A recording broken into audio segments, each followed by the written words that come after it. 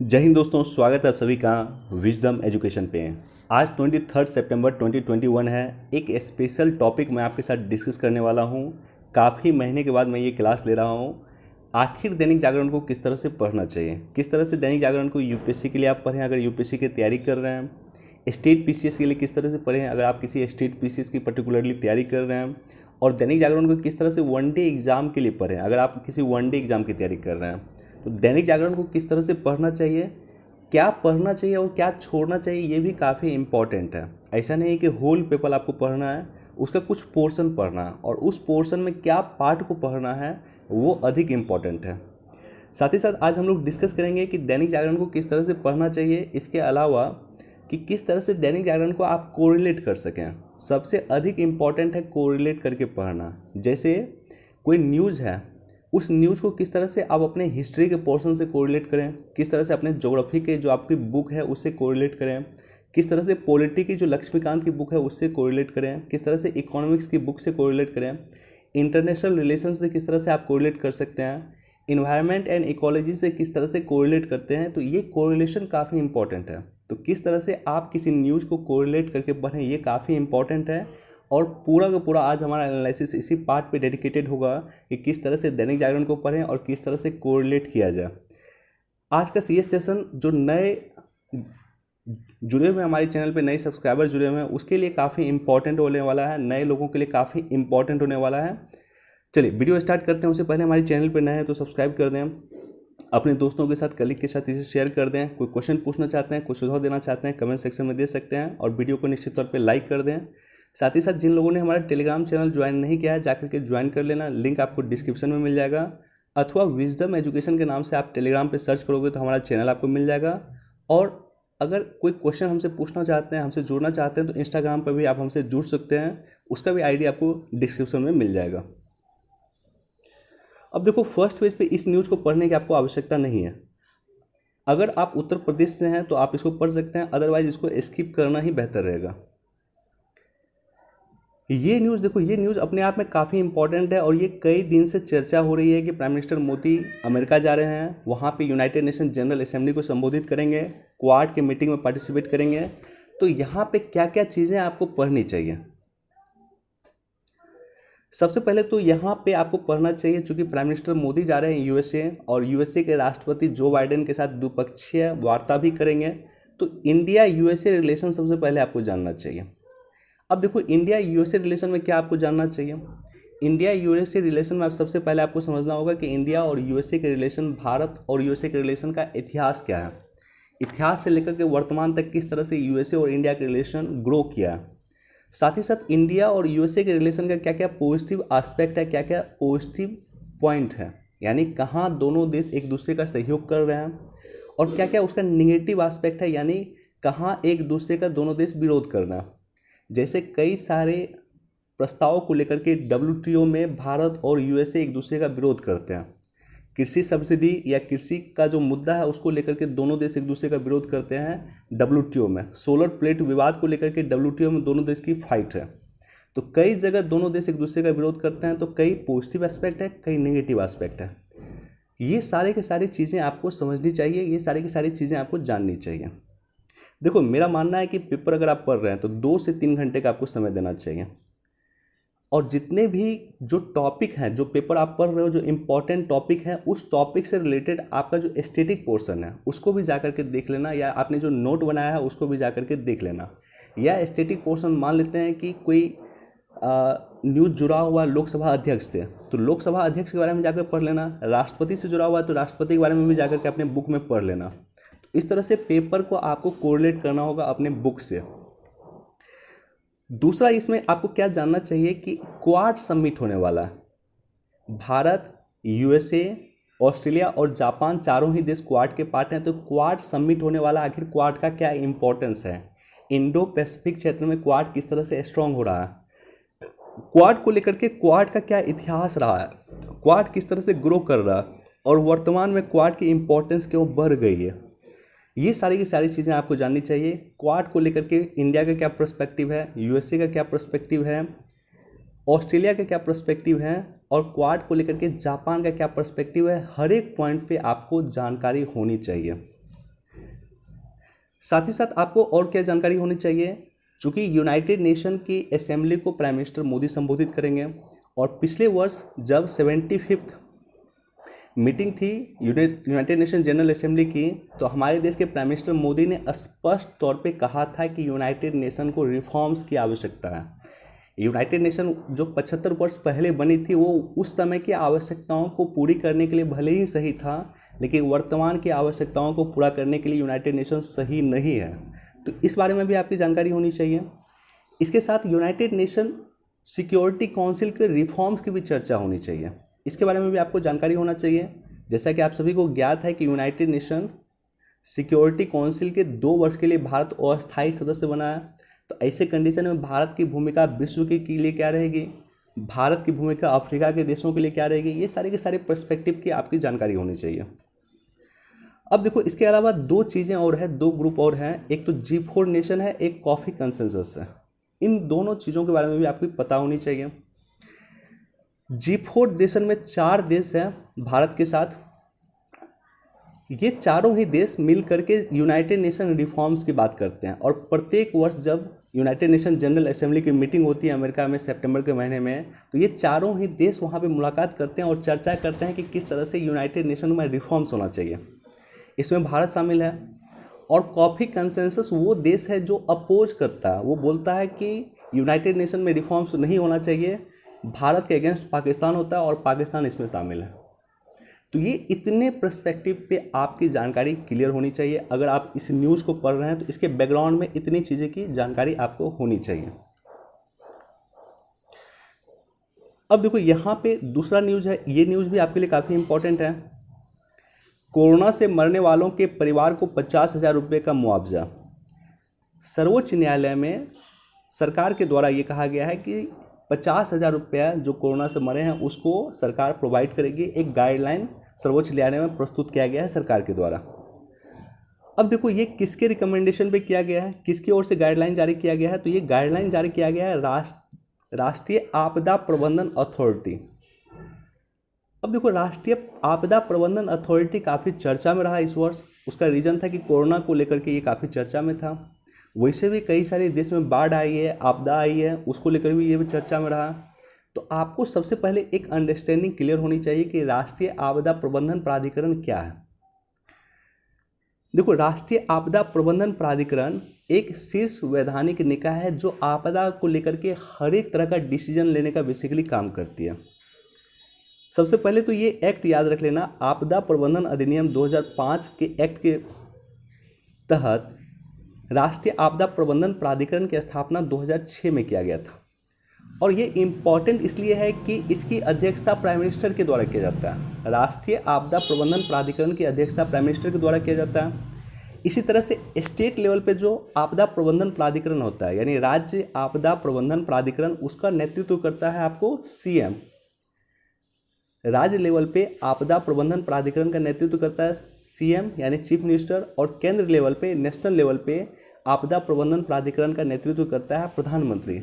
यानी यहाँ पे जो कोई डिसीजन लिया जाता है वो काफ़ी इंपॉर्टेंट होता है, क्योंकि प्राइम मिनिस्टर इस डिसीजन में इन्वॉल्व होते हैं।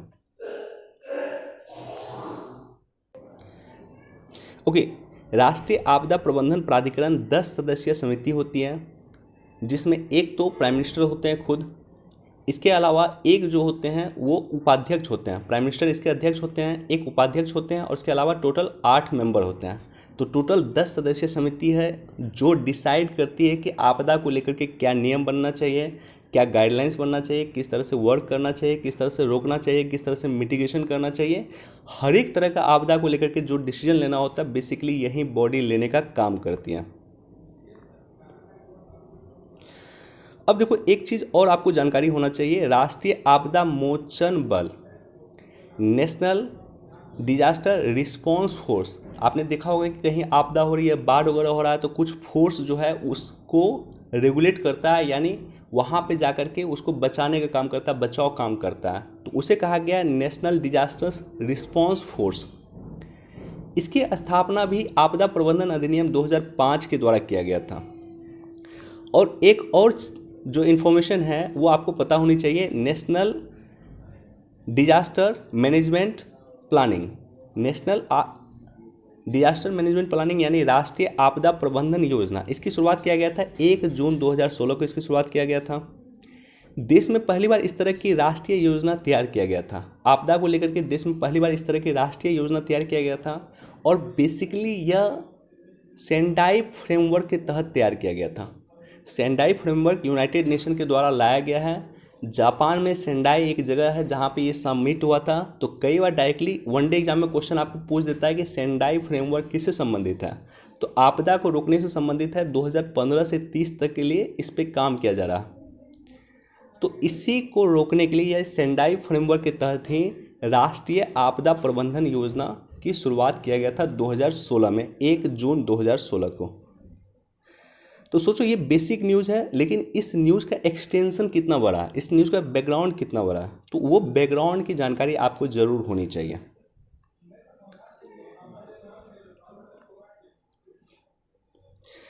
अब देखो यहाँ पे जो न्यूज़ है, ये न्यूज़ कोई इंपॉर्टेंट नहीं है।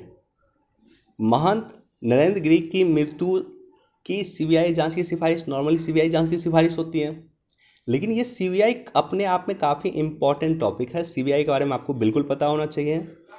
सीबीआई जो है, कई लोगों को कन्फ्यूजन होता है कि सीबीआई होम मिनिस्ट्री के तहत आता है, गृह मंत्रालय के तहत आता है, जबकि ऐसा नहीं है। सीबीआई डीओपीटी के तहत आता है। हिंदी में कहते हैं इसे कार्मिक पेंशन और लोक शिकायत मंत्रालय।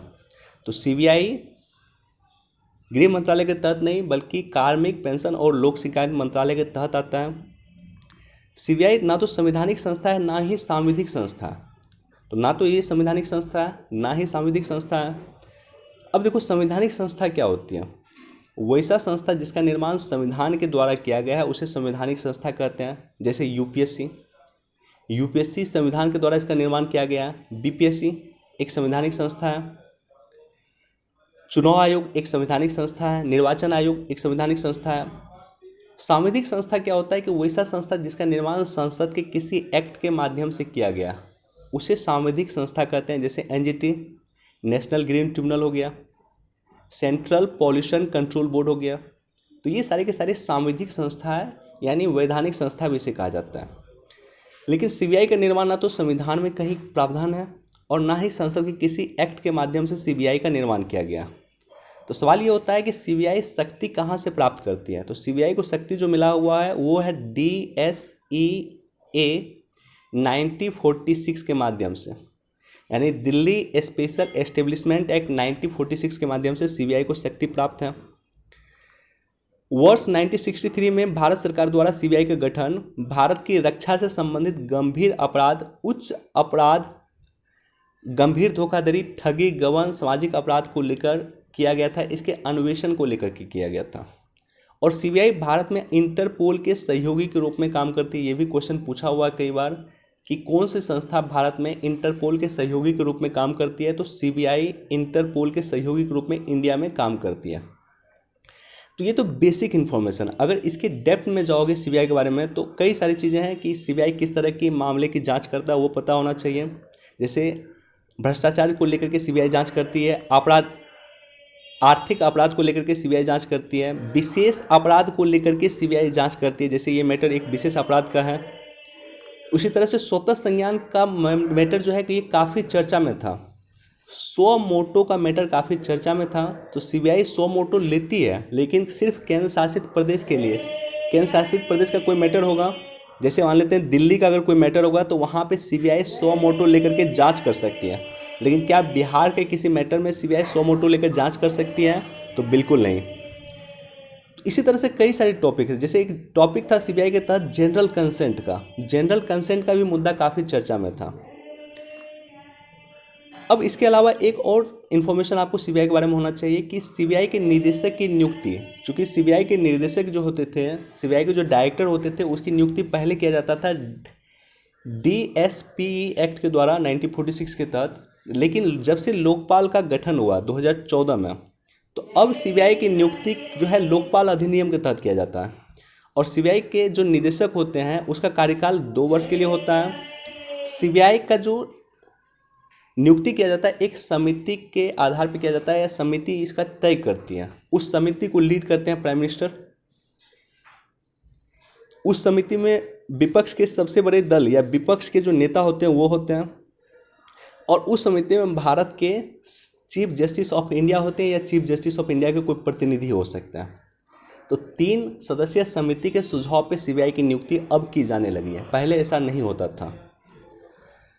तो उम्मीद करता हूँ सीबीआई का बेसिक कॉन्सेप्ट आपको क्लियर हो गया होगा। तो इस तरह से जब कोई न्यूज़ को पढ़े तो इस तरह से कोरिलेट करके पढ़ना चाहिए।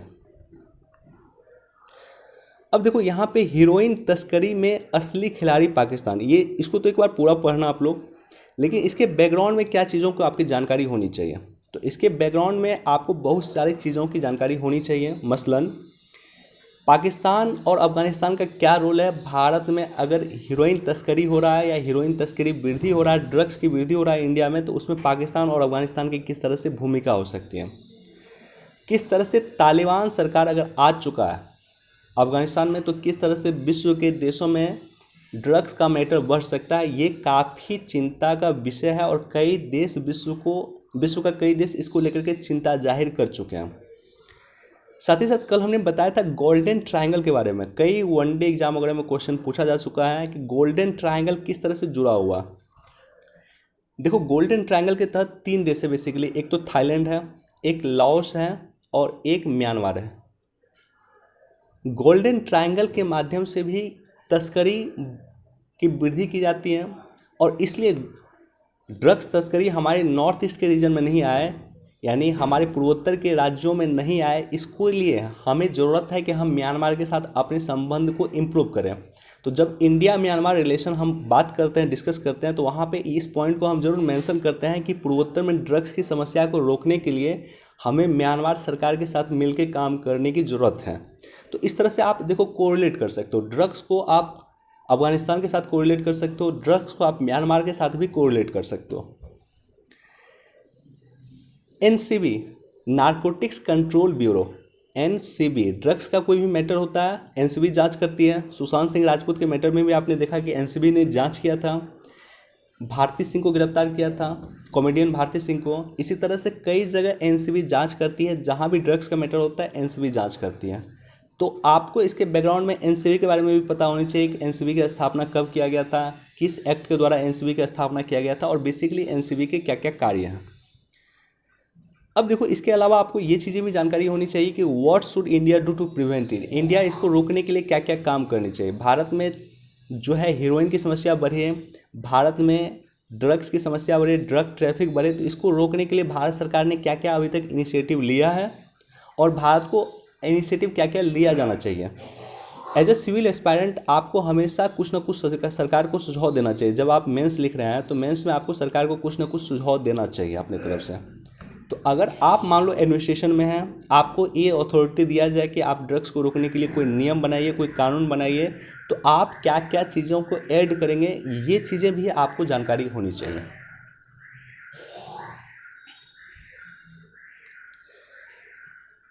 देखो पेज नंबर 2 में राष्ट्रीय राजधानी से संबंधित न्यूज़ होता है, तो नॉर्मली बहुत ज़्यादा इंपॉर्टेंट नहीं होता है, लेकिन ये न्यूज़ जो है ये इम्पॉर्टेंट, इसका एक पार्ट इम्पॉर्टेंट है और वो है ई कचरा प्रबंधन, ई वेस्ट मैनेजमेंट, ये काफ़ी इम्पॉर्टेंट है।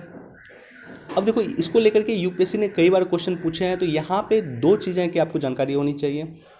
एक तो ई वेस्ट मैनेजमेंट रूल आया था 2016 में, ई कचरा प्रबंधन अधिनियम 2016।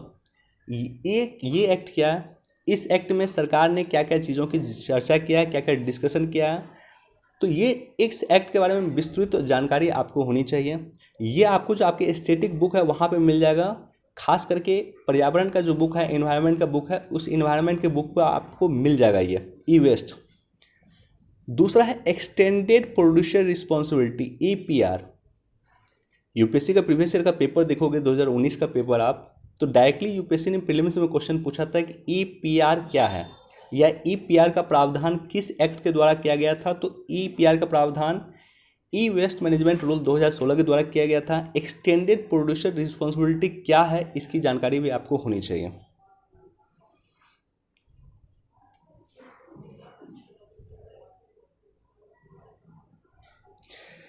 देखो फर्स्ट पेज पे ऑलरेडी हमने डिस्कस किया है, तो ये न्यूज़ उसी से संबंधित है। जितना मैंने आपको बताया कि इंडिया यूएसए रिलेशन के बारे में जानकारी होना चाहिए, क्वाड के बारे में आपको पता होना चाहिए। तो ये भी उसी का एक पार्ट है, तो इसको एक बार उस रूप में देख सकते हैं।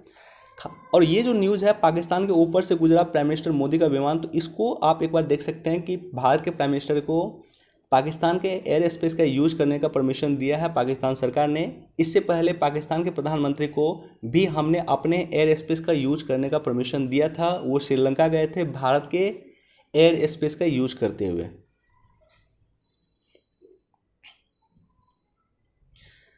अब देखो यहाँ पे हमारे देश के सेनाध्यक्ष का स्टेटमेंट है, तो निश्चित तौर पे पढ़ना चाहिए। कभी राष्ट्रपति का स्टेटमेंट हो, प्रधानमंत्री का स्टेटमेंट हो, सर्वोच्च न्यायालय का स्टेटमेंट हो, उपराष्ट्रपति का स्टेटमेंट हो, सेनाध्यक्ष वगैरह का स्टेटमेंट हो, तो जो भी संवैधानिक पद पे बैठे हुए व्यक्ति हैं उनका स्टेटमेंट हो तो उसको जरूर देखना चाहिए। अब देखो ये जो न्यूज़ है ये काफ़ी इंटरेस्टिंग और काफ़ी इंपॉर्टेंट है, जीएस पेपर 2 के लिए आपके लिए काफ़ी महत्वपूर्ण है। दुरुस्त होगी डिजिटल एजुकेशन की गुणवत्ता, बनेगी कमेटी। डिजिटल एजुकेशन जो मैं भी आपको पढ़ा रहा हूँ यूट्यूब पे, तो ये भी पार्ट है डिजिटल एजुकेशन का। तो डिजिटल एजुकेशन दुरुस्त होगी, इम्प्रूव होगी और इसकी गुणवत्ता बनेगी, इसके लिए भी एक कमेटी सरकार बना रही है। अब देखो इसके बैकग्राउंड में क्या चीज़ें आपको जानकारी होनी चाहिए। इसके बैकग्राउंड में आपको पता होना चाहिए कि government initiative to promote digital education, सरकार ने अभी तक डिजिटल एजुकेशन को प्रमोट करने के लिए क्या क्या इनिशिएटिव लिया, सरकार ने क्या क्या काम किया है। और आप मान लो किसी स्टेट से हैं, जैसे मान लेते हैं कि आप यूपी से हैं या आप बिहार से हो, आप राजस्थान से हो, तो राजस्थान सरकार ने इस क्या क्या इम्प्रूवमेंट लाया है, या राजस्थान सरकार ने डिजिटल एजुकेशन को इम्प्रूव करने के लिए क्या क्या काम किया, बिहार सरकार ने डिजिटल एजुकेशन को इम्प्रूव करने के लिए क्या क्या काम किया, या उत्तर प्रदेश सरकार ने डिजिटल एजुकेशन को इम्प्रूव करने के लिए क्या क्या काम किया, ये पता होना चाहिए। दूसरा है कि डिजिटल एजुकेशन का क्या प्रॉफिट है, राइट। डिजिटल एजुकेशन का क्या प्रॉफिट है। जिस तरह से कोरोना के समय में कई सारे स्कूलों ने और मैक्सिमम स्कूलों ने डिजिटल एजुकेशन देना शुरू किया, तो सवाल ये उत्पन्न होता है कि डिजिटल एजुकेशन का क्या क्या एडवांटेज है, क्या क्या प्रॉफिट है और क्या क्या डिसएडवांटेज है, क्या क्या इसका नेगेटिव पॉइंट है। तो पॉजिटिव और नेगेटिव पॉइंट का एक समराइज कलेक्शन आपके पास होना चाहिए। अब देखो डिजिटल एजुकेशन को बढ़ाने के विभिन्न प्रयास जो सरकार किए हैं, जैसे उसमें एक स्वयं प्रभा पोर्टल सरकार ने लॉन्च किया था। इसी तरह से देखो तो सरकार ने स्वयं पोर्टल लॉन्च किया था। इसी तरह से देखा जाए तो सरकार ने नेशनल डिजिटल लाइब्रेरी लाई थी, और सरकार ने ई यंत्र पोर्टल सरकार ने लाया था। नेशनल रिपोजिटरी एजुकेशन रिसोर्सेज सरकार ने लाया था। इस तरह से कई सारे प्लान सरकार ने लाया था बेसिकली ई एजुकेशन या डिजिटल एजुकेशन को बढ़ावा देने के लिए।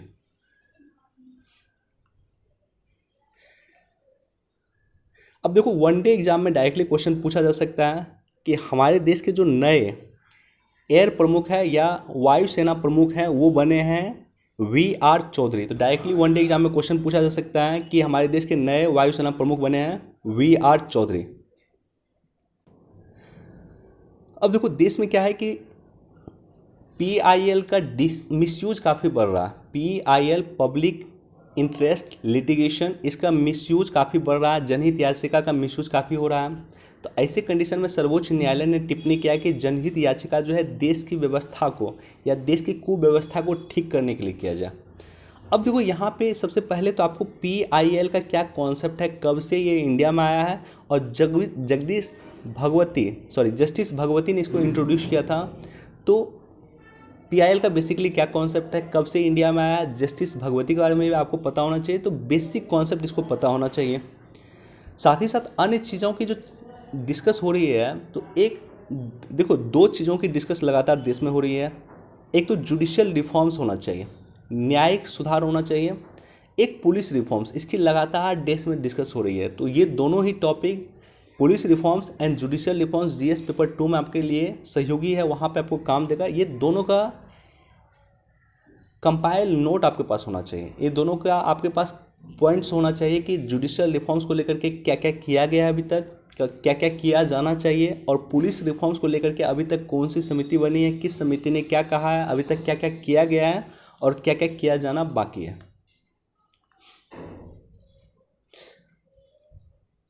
अब देखो ये जो पेज संबंधित होता है नॉर्मली राजनीति से संबंधित होता है। तो इस पे नॉर्मली ऐसा होता है कि इसमें मैक्सिमम न्यूज़ आपके काम का नहीं होता। तो इस पेज को नॉर्मली आप स्किप कर सकते हैं।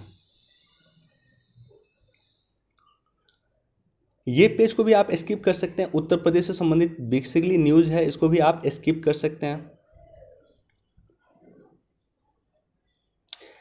अब देखो यहाँ पे जो है अनाथ हुए बच्चों की मदद के लिए AICTE आया है। तो अखिल भारतीय तकनीकी शिक्षा परिषद क्या है, इसकी स्थापना कब किया गया था, ये संस्था के बारे में आपको पता होना चाहिए, पहली इन्फॉर्मेशन। दूसरा इन्फॉर्मेशन यह है कि भारत ने वैक्सीन निर्यात शुरू करने के फैसले को WHO ने सराहा। तो भारत ने कहा है कि अब वो वैक्सीन निर्यात कर सकता है, तो इसके डिसीजन को WHO ने अप्रिशिएट किया। तो यहाँ पे कुछ समय से लगातार चर्चा में चल रहा है WHO, और जिस तरह से कोरोना को हैंडल करने में WHO नाकाम रही है, WHO जिस तरह से कोरोना महामारी को हैंडल करने में नाकाम रही है, तो उस समय से चर्चा हो रहा है कि WHO रिफॉर्म्स होना चाहिए। तो WHO रिफॉर्म्स के बारे में भी आपको पता होना चाहिए। WHO रिफॉर्म्स में क्या क्या चीज़ें हैं, क्या क्या कॉन्सेप्ट है, बेसिकली WHO रिफॉर्म्स किस तरह से होना चाहिए। हमने कई सारे एडिटोरियल यहाँ पे डिस्कस किए हैं कि जहाँ पे मैंने आपको बताया कि WHO रिफॉर्म्स में क्या बेसिकली होना चाहिए।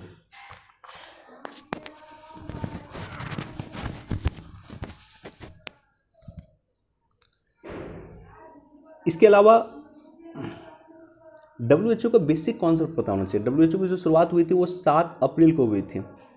7 अप्रैल को WHO का स्थापना दिवस है, 7 अप्रैल 1948 को। और यही कारण है कि 7 अप्रैल को जो है विश्व स्वास्थ्य दिवस मनाया जाता है, वर्ल्ड हेल्थ डे मनाया जाता है 7 अप्रैल को, क्योंकि इसी दिन WHO का शुरुआत हुआ था।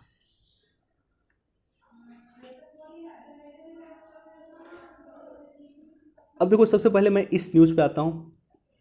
ये एक छोटा न्यूज़ है लेकिन इम्पॉर्टेंट न्यूज़ है। ADB ने भारत की वृद्धि अनुमान दर को घटा करके 10% किया।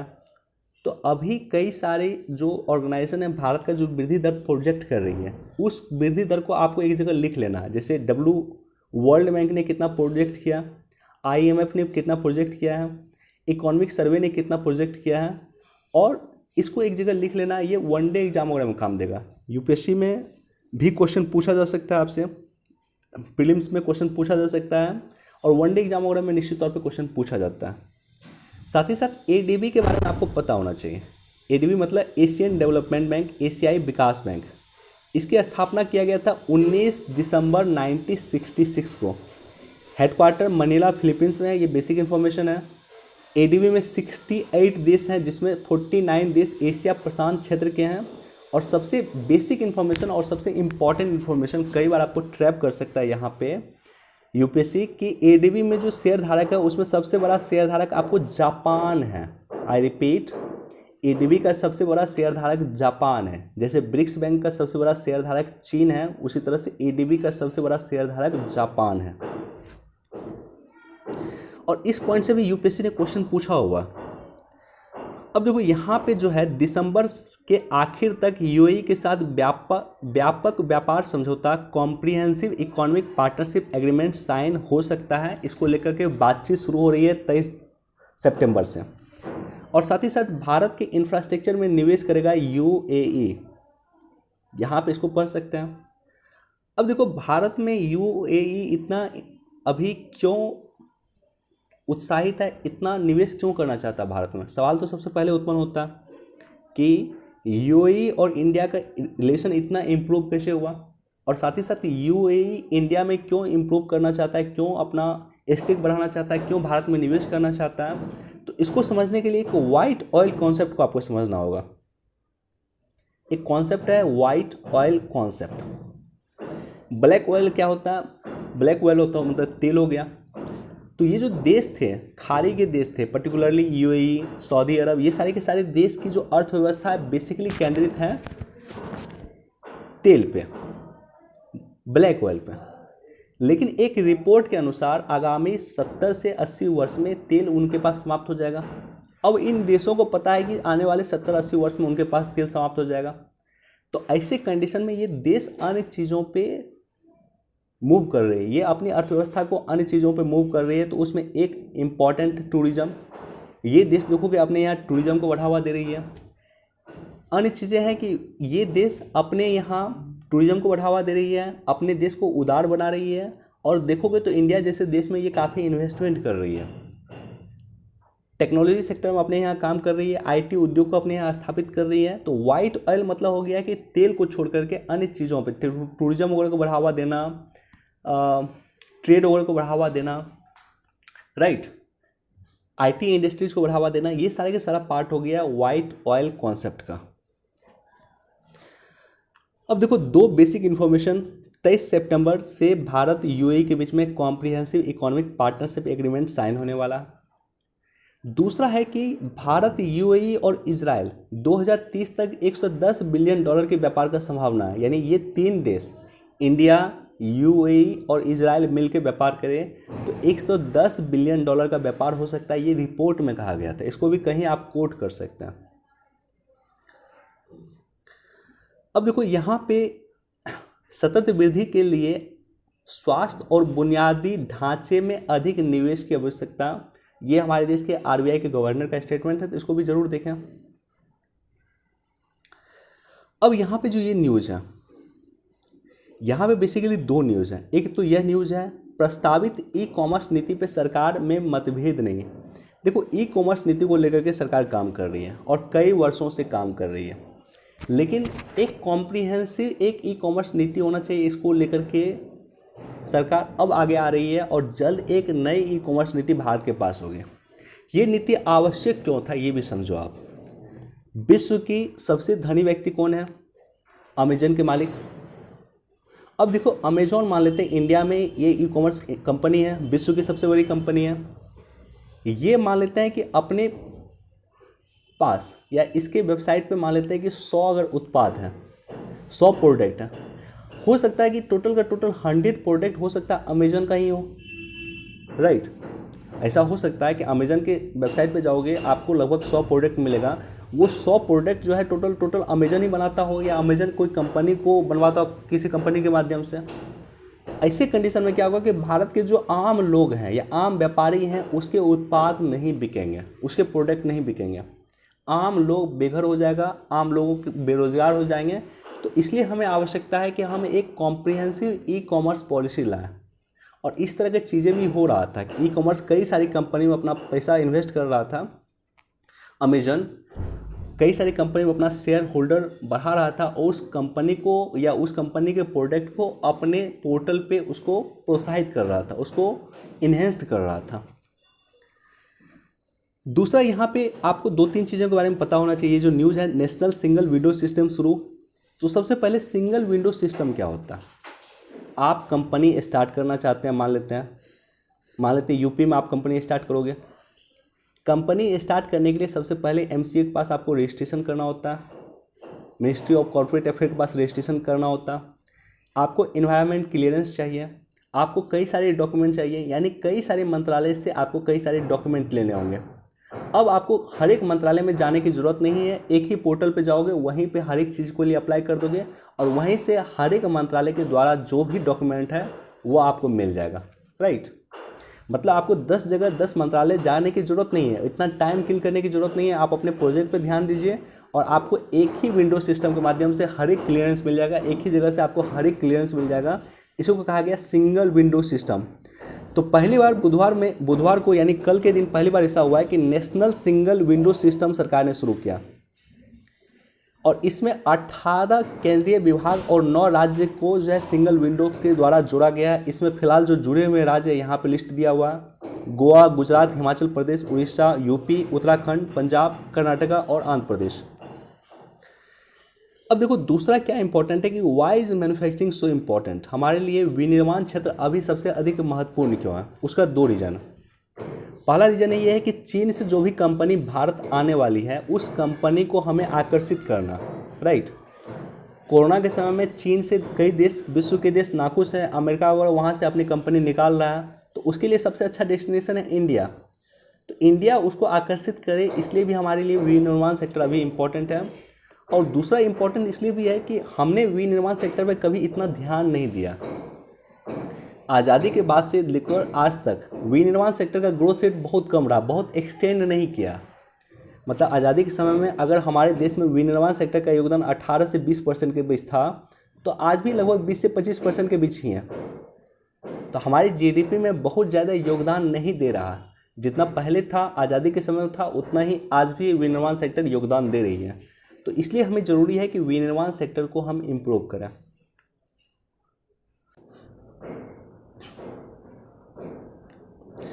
अब देखो, काबुल में अभी खत्म नहीं हुआ खेल, इसको पढ़ सकते हैं, एडिटोरियल इंपॉर्टेंट है ये वाले। अब इसके बैकग्राउंड में 4-5 चीज़ों की जानकारी आपको होनी चाहिए। मसलन अफ़गानिस्तान इशू क्या है, अफ़गानिस्तान तालिबान बेसिकली इशू क्या है, तालिबान का क्या इतिहास रहा है, राइट, ये चीज़ें पता होनी चाहिए। साथ ही साथ तालिबान के अफ़गानिस्तान कब्जा कर लिया तालिबान ने, अब अफ़गानिस्तान पे तालिबान की सरकार अफ़गानिस्तान में है।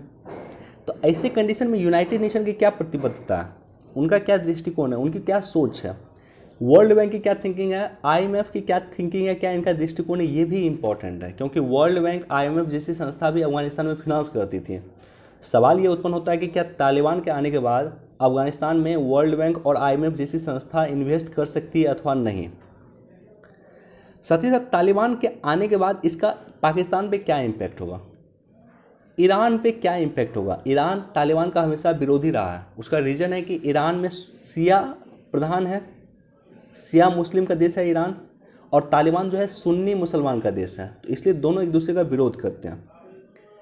चीन पे इस पर क्या इम्पैक्ट होगा, चीन के सिंजिंग्यान प्रांत में किस तरह से वहाँ पे मुस्लिमों पे अत्याचार होता है, उइगर मुसलमान पे अत्याचार होता है, तो ये चीन पे किस तरह से इम्पैक्ट करेगा तालिबान, इंडिया पे किस तरह से इम्पैक्ट करेगा, अमेरिका पे किस तरह से इम्पैक्ट करेगा, और रूस पे किस तरह से इम्पैक्ट करेगा।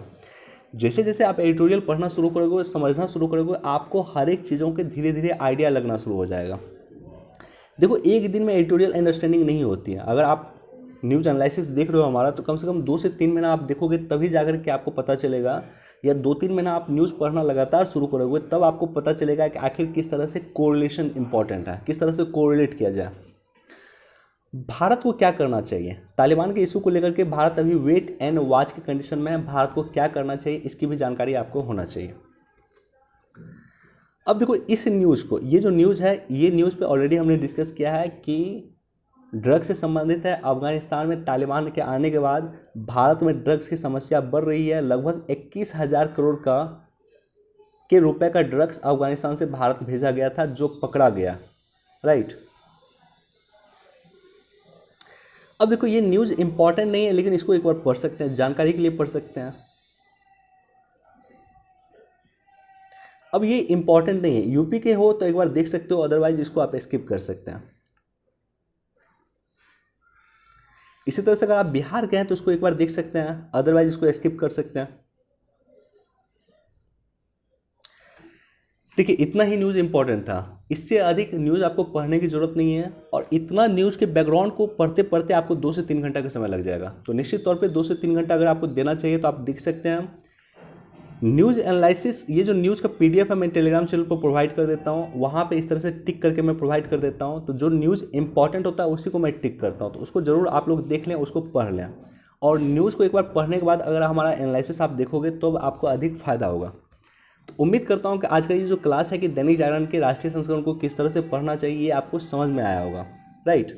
आपकी एक ब्रॉडर पर्सपेक्टिव क्लियर हुई होगी कि दैनिक जागरण को हम कैसे पढ़ें। चलिए, वीडियो देखने के लिए धन्यवाद, थैंक यू सो मच।